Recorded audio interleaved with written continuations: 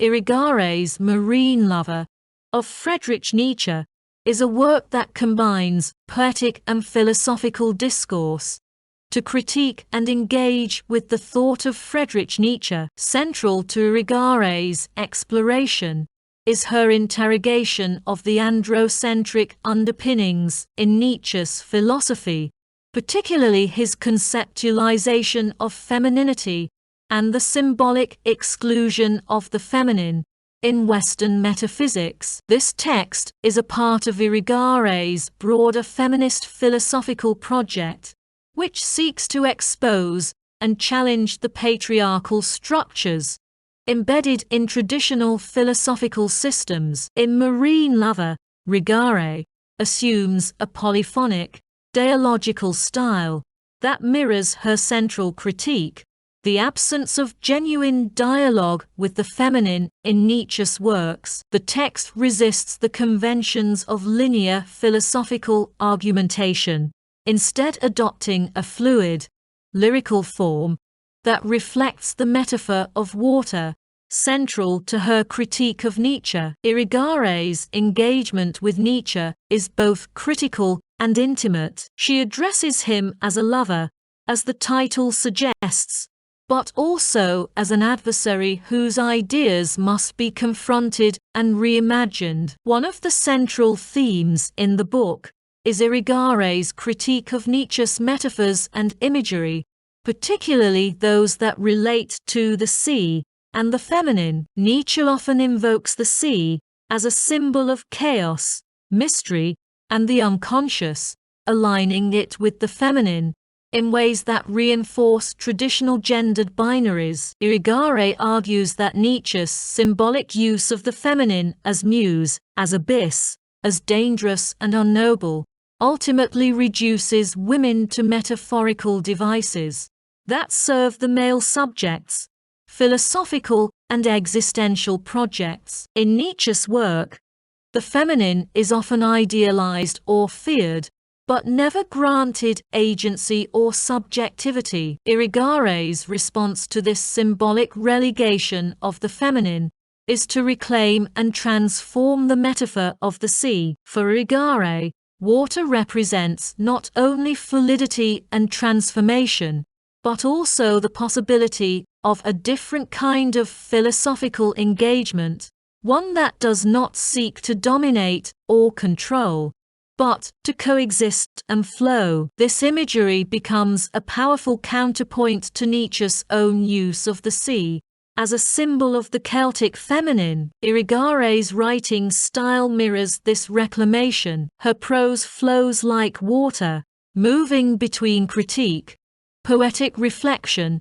and philosophical analysis, refusing to be contained within rigid academic conventions. Another significant aspect of Irigaray's critique is her exploration of Nietzsche's concept of the eternal return and its implications for gender and sexual difference. Nietzsche's idea of the eternal return, a cyclical conception of time, in which all events repeat infinitely, has often been interpreted as a radical affirmation of life. However, Irigaray challenges this interpretation, arguing that Nietzsche's eternal return perpetuates a closed, self-referential system that excludes the possibility of genuine alterity or the emergence of the new. For Irigaray, this exclusion is particularly evident in Nietzsche's treatment of the feminine,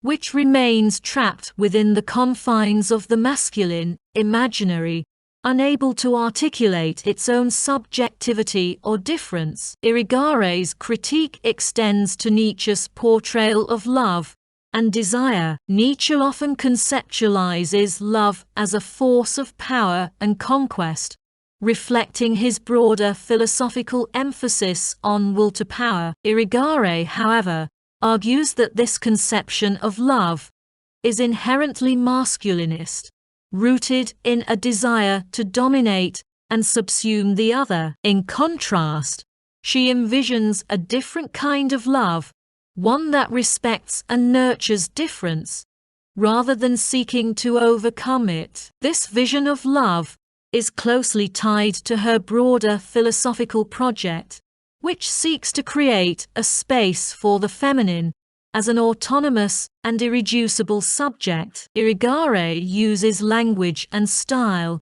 as a form of resistance. By adopting a poetic, non-linear form, Irigaray challenges the traditional philosophical emphasis on clarity, logic, and argumentation, which she associates with the masculinist tradition. Her writing refuses to conform to the expectations of philosophical discourse, instead embodying the fluidity and multiplicity that she advocates. This stylistic choice is not merely aesthetic, but deeply political, reflecting her commitment to disrupting the patriarchal structures of knowledge and expression. Irigaray's engagement with Nietzsche is not limited to critique. She also finds moments of resonance and possibility in his thought. For example, she acknowledges Nietzsche's challenge to traditional metaphysics and his emphasis on the body and affect